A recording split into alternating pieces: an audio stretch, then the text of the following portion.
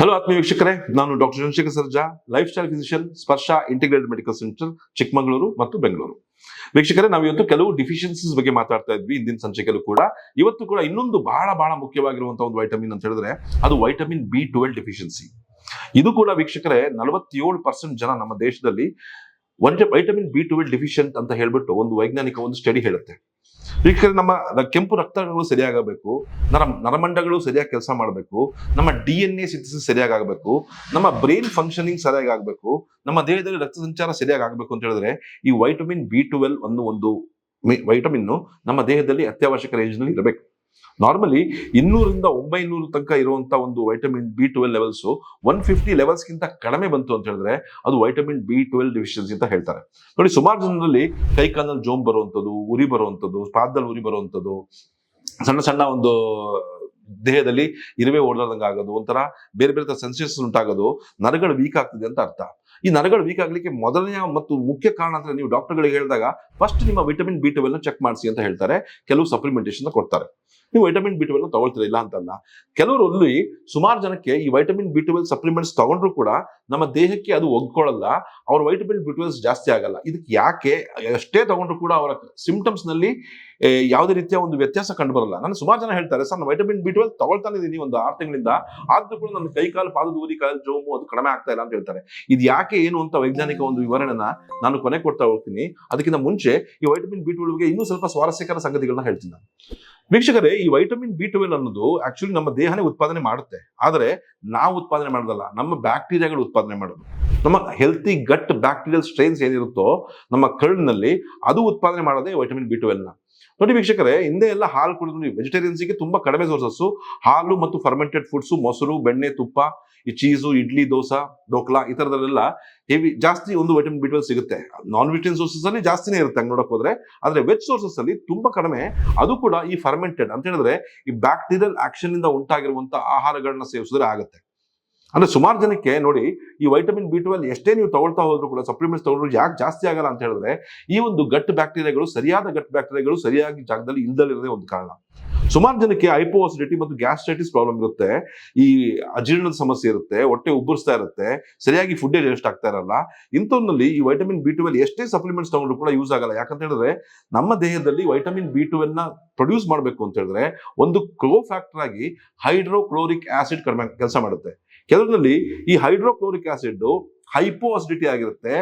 2 litre ಅಷ್ಟು ಉತ್ಪಾದನೆ ಆಗ್ಬೇಕಾಗಿರುವಂತ ಒಂದು ಗ್ಯಾಸ್ಟ್ರಿಕ್ ರಸ ಏನಿದೆ ಅದು ಉತ್ಪಾದನೆ ಆಗ್ತಾ ಇರಲ್ಲ. ಹಾಗಾಗಿ ಇವ್ರು ಎಷ್ಟೇ ವೈಟಮಿನ್ B12 ಸಪ್ಲಿಮೆಂಟ್ ತಗೊಂಡ್ರು ಕೂಡ ಇವರಲ್ಲಿ ಸಿಂಪ್ಟಮ್ಸ್ ಕಾಣಿಸ್ತಾ ಇರಲ್ಲ. 200 ರೇಂಜ್ ಅಲ್ಲಿ ಇದ್ರೆ 200ರಲ್ಲೇ ಇರುತ್ತೆ, ಯಾವತ್ತು 400 ರೇಂಜಿಗೆ ಹೋಗಲ್ಲ. ನಿಮ್ಮ ದೇಹದಲ್ಲಿ ಇರುವಂತಹ ಸಿಂಪ್ಟಮ್ಸ್ ಗಳು ಕಡಿಮೆ ಆಗ್ಬೇಕು ಅಂತ ಹೇಳಿದ್ರೆ ಈ ವೈಟಮಿನ್ B12 400ಕ್ಕಿಂತ ಜಾಸ್ತಿ ಇರಬೇಕು. ಸುಮಾರು ಜನ ಇನ್ನೊಂದು ತಪ್ಪು ಮಾಡ್ತಾರೆ ಅಂತ ಹೇಳಿದ್ರೆ ಗ್ಯಾಸ್ಟ್ರಿಕ್ ಮಾತ್ರೆಗಳನ್ನ ನುಂಗ್ಬಿಟ್ಟು ಆಮೇಲೆ ವಿಟಮಿನ್ B12 ತಗೊಳ್ತಾ ಇರ್ತಾರೆ. ನೋಡಿ, ಗ್ಯಾಸ್ಟ್ರಿಕ್ ಸಮಸ್ಯೆ ಅಂತ ಹೇಳ್ಬಿಟ್ಟು ಗ್ಯಾಸ್ಟ್ರಿಕ್ ಮಾತ್ರೆ ನುಂಗೋದು ಮತ್ತು ವೈಟಮಿನ್ B12 ತಗೊಳ್ಳೋದು ಕೂಡ ಒಂದು ತಪ್ಪು. ಯಾಕಂತ ಹೇಳಿದ್ರೆ ಯಾವಾಗ ನೀವು ಆಂಟಾಸಿಡ್ ಮಾತ್ರೆಗಳನ್ನ ನುಂಗ್ತಿರೋ ಮತ್ತು ವೈಟಮಿನ್ B12 ಸಪ್ಲಿಗಳು ತಗೊಳ್ತಿರೋ ಅಲ್ಲೇ ನಿಮ್ಮ ಆಸಿಡ್ ಲೆವೆಲ್ ಕಡಿಮೆ ಆಗಿರುತ್ತೆ. ವೈಟಮಿನ್ B12 ಅಬ್ಸಾರ್ವ್ ಮಾಡ್ಲಿಕ್ಕೆ ಕಷ್ಟ ಆಗೋಗ್ಬಿಡುತ್ತೆ. ಹಾಗಾಗಿ ಒಂದು ಆಂಟಾಸಿಡ್ ನ ಓವರ್ ಯೂಸ್ ಅಥವಾ ಅಬ್ಯೂಸ್ ಕೂಡ ಈ ವೈಟಮಿನ್ B12 ಒಂದು ಕೊರತೆಗೆ ಮುಖ್ಯವಾದ ಕಾರಣ. ಅದೇ ರೀತಿ ಕೆಲವರು ಡಯಾಬಿಟಿಕ್ಸ್ ನಲ್ಲೂ ಕೂಡ ಈ ವಿಟಮಿನ್ B12 ಡೆಫಿಷಿಯನ್ಸಿ ಕಾಣಿಸುತ್ತೆ. ಯಾಕೆ ಅಂತ ಹೇಳಿದ್ರೆ ಡಯಾಬಿಟಿಸ್ ಇಂದ ಆಗಲ್ಲ, ಈ ಡಯಾಬಿಟಿಸ್ ಇಂದ ಮೆಡಿಸಿನ್ಸ್ ಏನಿರುತ್ತೆ, ಈ ಮೆಟ್ಫಾರ್ಮಿನ್ ಆಗಲಿ ಬೇರೆ ತರ ಮೆಡಿಸಿನ್ಸ್ ಆಗಿ ತಗೊಳ್ತಾ ಇರ್ತೇವಲ್ಲ, ಅದು ಈ ವಿಟಮಿನ್ B12 ನ ಆಂಟಾಗೋನಿಸ್ಟ್ ಆಗಿ ಕೆಲಸ ಮಾಡುತ್ತೆ. ವಿಟಮಿನ್ B12 ನ ಅಬ್ಸಾರ್ಪ್ಷನ್ ಮಾಡಕ್ ಬಿಡಲ್ಲ, ಅದು ಕಡಿಮೆ ಮಾಡುತ್ತೆ. ಆಗಾಗ ವೈಟಮಿನ್ B12 ಕೊರತೆ ಉಂಟಾಗುತ್ತೆ. ನಮ್ಮ ದೇಹದಲ್ಲಿ ನ್ಯಾಚುರಲ್ ಆಗಿ ಸಿಗುವಂತ ಟ್ಯಾಬ್ಲೆಟ್ ತಗೋಬೇಕು ಅಂತಿಲ್ಲ, ಫುಡ್ ಅಲ್ಲಿ ಸಿಗುವಂತ ವೈಟಮಿನ್ B12 ನ ಅಬ್ಸಾರ್ಪ್ಷನ್ ಕೂಡ ಈ ಒಂದು ಡಯಾಬಿಟಿಸ್ ನ ಮಾತ್ರೆಗಳು ಕಡಿಮೆ ಮಾಡ್ತಾರೆ. ಅದಕ್ಕೋಸ್ಕರನೇ ಈ ಡಯಾಬಿಟಿಸ್ ಇದರಲ್ಲಿ ಸಾಧಾರಣವಾಗಿ ನೋಡಿ ಕೈಕಾಲು ಉರಿ ಬರುವಂತದ್ದು, ಪಾದ ಉರಿ ಬರುವಂತದ್ದು, ಜೋಮ್ ಬರುವಂತದ್ದು, ಒಂದು ಡಯಾಬಿಟಿಕ್ ನ್ಯೂರೋಪತಿ, ಇನ್ನೊಂದು ವೈಟಮಿನ್ B12 ಡೆಫಿಷಿಯನ್ಸಿ, 2 ಒಟ್ಟಿಗೆ ಇರುತ್ತೆ. ಇನ್ನೊಂದು ಮುಖ್ಯ ಕಾರಣ ವೈಟಮಿನ್ B12 ಡೆಫಿಷಿಯನ್ಸಿ ಆಗ್ಲಿಕ್ಕೆ ನಮ್ಮ ದೇಶದಲ್ಲಿ ಅಂತ ಹೇಳಿದ್ರೆ ಈ RO ವಾಟರ್ ಕುಡಿಯುವಂಥದ್ದು. ಎಲ್ಲ ಮನೆಯಲ್ಲೂ ಒಂದು ಹಾಕೊಂಡಿರ್ತಿಲ್ಲ RO ಅಂತ, ರಿವರ್ಸ್ ಆಸ್ಮೋಸಿಸ್ ಆಗಿ.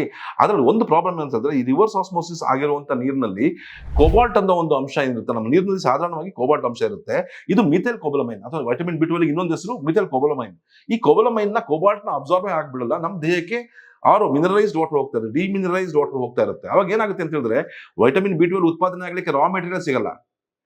ಇನ್ನೊಂದು ಈ RO ವಾಟರ್ ನಲ್ಲಿ ಬ್ಯಾಕ್ಟೀರಿಯಾಗಳು ಕೂಡ ಜರ್ಮಿಸೈಡಲ್ ಎಫೆಕ್ಟ್ ಸತ್ತೋಗ್ಬಿಟ್ಟಿರ್ತವೆ. ಸೊ ಹೆಚ್ಚು ಬ್ಯಾಕ್ಟೀರಿಯಾಗಳು ನಮ್ಮ ದೇಹಕ್ಕೆ ಹೋಗೋದೇ ಇಲ್ಲ. ಹಾಗಾಗಿ ಈ ತುಂಬಾ ಆರು ವಾಟರ್ ಡ್ರಿಂಕ್ ಮಾಡೋದ್ರಲ್ಲಿ ಕೂಡ ಈ ವೈಟಮಿನ್ B12 ಡೆಫಿಷಿಯನ್ಸಿ ಕಾರಣ ಆಗುತ್ತೆ. ಇದನ್ನ ಕೇಳ್ತಾ ಹೋದ್ರೆ ಆಕ್ಚುಲಿ ತುಂಬಾ ಸರ್ಪ್ರೈಸಿಂಗ್ ಫ್ಯಾಕ್ಟ್ಸ್ ಇದೆ. ಇದೆಲ್ಲ ಕಾರಣದಿಂದ ನಮ್ಮ ದೇಹದಲ್ಲಿ ವೈಟಮಿನ್ B12 ಕೊರತೆ ಉಂಟಾಗ್ತಾ ಇದೆ. ಸೊ ಹಾಗಾಗಿ gut bacteria is directly proportional to the vitamin B12. ನಿಮ್ಮ ದೇಹದಲ್ಲಿ ಎಷ್ಟು ಒಳ್ಳೆ ಗಟ್ ಬ್ಯಾಕ್ಟೀರಿಯಾಗಳು ಇರ್ತಾವೋ ಅಷ್ಟು ಚೆನ್ನಾಗಿ ನೀವು ವೈಟಮಿನ್ B12 ನ ಪ್ರೊಡ್ಯೂಸ್ ಮಾಡ್ಕೊಳ್ಳೋಕೆ ಸಾಧ್ಯ ನೋಡಿ. ಹಾಗಾಗಿ ನೀವು ಫರ್ಮೆಂಟೆಡ್ ಫುಡ್ಸ್, ಹೋಮ್ ಮೇಡ್ ಪಿಕಲ್ಗಳನ್ನ, ಇಡ್ಲಿ, ದೋಸಾ, ದೋಕ್ಲಾ ಇಂಥವನ್ನೆಲ್ಲ ಜಾಸ್ತಿ ಯೂಸ್ ಮಾಡ್ತಾ ಬನ್ನಿ. ಫರ್ಮೆಂಟೆಡ್ ಮೊಸರು, ಮಜ್ಜಿಗೆಯನ್ನ ಹೆಚ್ಚು ಸೇವಿಸ್ತಾ ಬರೋದ್ರಿಂದ ನಿಮ್ಮ ದೇಹದಲ್ಲಿ ವೈಟಮಿನ್ B12 ನ ಪ್ರೊಡಕ್ಷನ್ ನ್ಯಾಚುರಲ್ ಆಗಿ ಜಾಸ್ತಿ ಆಗ್ತಾ ಬರುತ್ತೆ. ಇನ್ನೊಂದು ನನ್ನ ಪರ್ಸನಲ್ ಎಕ್ಸ್ಪೀರಿಯನ್ಸ್ ಹೇಳ್ತೀನಿ. ನುಗ್ಗೆ ಸೊಪ್ಪು ಅಥವಾ ಮೊರಿಂಗಾ ಲೀವ್ಸ್, ಅದು ಪೌಡರ್ ಫಾರ್ಮ್ ಅಲ್ಲಿ ಆಗಿರ್ಬೋದು ಅಥವಾ ಫ್ರೆಶ್ ನೀವು ಲೀವ್ಸ್ ನೇ ತನ್ನಿ. ಯಾಕಂತ ಹೇಳಿದ್ರೆ ತುಂಬಾ ವೈಜ್ಞಾನಿಕವಾಗಿ ಪ್ರೂವ್ ಆಗಿದೆ ವೈಟಮಿನ್ B12 ನ ಬೂಸ್ಟ್ ಮಾಡ್ಲಿಕ್ಕೆ ಈ ಒಂದು ಮೊರಿಂಗಾ ಲೀವ್ಸ್ ಅಥವಾ ನುಗ್ಗೆ ಸೊಪ್ಪು ತುಂಬಾ ಸಹಾಯ ಮಾಡುತ್ತೆ. ವಿಟಮಿನ್ B12 ಡೆಫಿಷಿಯನ್ಸಿ ಇದ್ದವರಿಗೆ ನ್ಯಾಚುರಲ್ ಆಗಿ ತಗೋಬೇಕು ಅಂತ ಹೇಳಿದ್ರೆ ಈ ಒಂದು ನುಗ್ಗೆ ಸೊಪ್ಪಿನಲ್ಲಿ ನೀವು ಪಲ್ಯ ಮಾಡ್ಕೊಂಡು ಸಾಂಬಾರ್ ಮಾಡ್ಕೊಂಡು ತಿನ್ನೋದಕ್ಕಿಂತ ಜೊತೆಗೆ ನೀವು ಬೇಕಾದ್ರೆ ಇದನ್ನ ನುಗ್ಗೆ ಸೊಪ್ಪನ್ನ ಚೆನ್ನಾಗಿ ಡ್ರೈ ಮಾಡಿ ಒಣಗಿಸಿ ಅದನ್ನ ಪುಡಿ ಮಾಡಿಬಿಟ್ಟು ಮಜ್ಜಿಗೆಯೊಂದಿಗೆ ಅದನ್ನ ಸೇವಿಸ್ತಾ ಬರೋದ್ರಿಂದ ನಿಮ್ಮ ಐರನ್ ಲೆವೆಲ್ಸ್ ಜಾಸ್ತಿ ಆಗುತ್ತೆ, ಕ್ಯಾಲ್ಸಿಯಂ ಲೆವೆಲ್ಸ್ ಜಾಸ್ತಿ ಆಗುತ್ತೆ. ವೈಟಮಿನ್ B12 ಕೇವಲ 2 ರಿಂದ 3 ತಿಂಗಳಲ್ಲಿ 400 ರಿಂದ 500 ರೇಂಜಿಗೆ ನನ್ನ ಸುಮಾರು ಜನ ಪೇಷಂಟ್ಸ್ ಹೋಗೋದನ್ನ ನಾನು ವೈಜ್ಞಾನಿಕ ಪ್ರೂವ್ ಆಗಿದ್ದನ್ನ ಹೇಳಿದ್ದೀನಿ, ಮಾಡಿ ತೋರಿಸಿದ್ದೀನಿ. ಸೊ ಹಾಗಾಗಿ ಈ ಕೆಲವು ಒಂದು ಹೆಲ್ತಿ ಡೈಟರಿ ಪ್ಯಾಟರ್ನು, ಒಳ್ಳೆಯ ಒಂದು ಸನ್ ಎಕ್ಸ್ಪೋಜರು, ಒಳ್ಳೆಯ ಒಂದು ವಾಕಿಂಗು, ಆಹಾರ ವಿಹಾರ, ಒಳ್ಳೆಯ ಪ್ರೋಬಯೋಟಿಕ್ ರಿಚ್ ಆಗಿರುವಂಥ ಫುಡ್ಸು, ಒಳ್ಳೆ ಗಟ್ ಬ್ಯಾಕ್ಟೀರಿಯಾಗಳನ್ನ ಬೆಳೆಸ್ಕೊಳ್ಳುವಂಥ ಒಂದು ಹ್ಯಾಬಿಟ್ಗಳು, ಈ ಜೊತೆಗೆ ಈ ಕೆಟ್ಟ ಬ್ಯಾಕ್ಟೀರಿಯಾಗಳನ್ನ ಸೇರಿಸದಲ್ಲೇ ಒಳ್ಳೆ ಬ್ಯಾಕ್ಟೀರಿಯಾಗಳನ್ನ ನಾಶ ಮಾಡುವಂತ ಈ ಆಂಟಿಬಯೋಟಿಕ್ಗಳು, ಆಂಟಾಸಿಡ್ಗಳ ಓವರ್ ಅಬ್ಯೂಸ್ ಮಾಡೋದ್ರಿಂದ ವೈಟಮಿನ್ B12 ಡೆಫಿಷಿಯನ್ಸಿ ಆಗ್ತದೆ. ಇದನ್ನ ಓವರ್ಕಮ್ ಮಾಡಬೇಕು ಅಂತ ಹೇಳಿದ್ರೆ ಈ ಸಣ್ಣ ಸಣ್ಣ ಟ್ರಿಕ್ಸ್ ನ ಯೂಸ್ ಮಾಡಿ ನಿಮಗೆ ದಿನ ಆಗ್ತಾ ಇರುವಂತ ಸುಸ್ತು, ಮರುವು, ನಿಶಕ್ತಿ, ಆಯಾಸ ನೋಡಿ. ವೈಟಮಿನ್ B12 ನಾವು ತಿನ್ನಂತ ಆಹಾರದಲ್ಲಿರುವಂತ ಎನರ್ಜಿಯನ್ನ ಮೈಟೋಕಾಂಡ್ರಿಯಾ ತಗೊಂಡೋಗ್ಬಿಟ್ಟು ಎನರ್ಜಿಯ ಕನ್ವರ್ಟ್ ಮಾಡ್ಬಿಟ್ಟು ನಮ್ಮ ಬ್ರೈನಿಗೆ, ನಮ್ಮ ಬಾಡಿಗೆ, ನಮ್ಮ ಮಸಲ್ಸ್ಗೆ ತಲುಪಿಸುವಂತ ಕೆಲಸಕ್ಕೆ ಮುಖ್ಯವಾಗಿ ಬೇಕಾಗಿರುವಂತದ್ದೇ ಈ ವೈಟಮಿನ್ B12. ಎಷ್ಟೋ ಜನ ಚೆನ್ನಾಗಿ ತಿಂತೀನಿ ಸರ್, ಆದ್ರೆ ಎನರ್ಜಿನೇ ಇಲ್ಲ, ಶಕ್ತಿನೇ ಇರಲ್ಲ, ಎಲ್ಲೋ ಗೊತ್ತಾಗ್ತಿಲ್ಲ ಅಂತ ಹೇಳ್ತಾರೆ. ಅದಕ್ಕೆಲ್ಲ ಒಂದು ಮುಖ್ಯ ಕಾರಣ ಈ ವೈಟಮಿನ್ B12. ಈ ವೈಟಮಿನ್ B12 ಬಹಳ ಒಂದು ಇಂಪಾರ್ಟೆಂಟ್ ವೈಟಮಿನ್, ನಾವು ತುಂಬಾ ನೆಗ್ಲೆಕ್ಟ್ ಮಾಡ್ತಾ ಇದೀವಿ. ಈ ಸಣ್ಣ ಸಣ್ಣ ಟಿಪ್ಸ್ ಗಳನ್ನ ಫಾಲೋ ಮಾಡ್ಬಿಟ್ಟು ನಿಮ್ಮ ವೈಟಮಿನ್ B12 ನ ನಾರ್ಮಲ್ ಆಗಿ ಇಟ್ಕೊಳ್ಳಿಕ್ಕೆ ಇದು ಬಹಳ ಸಹಾಯವನ್ನು ಮಾಡುತ್ತೆ.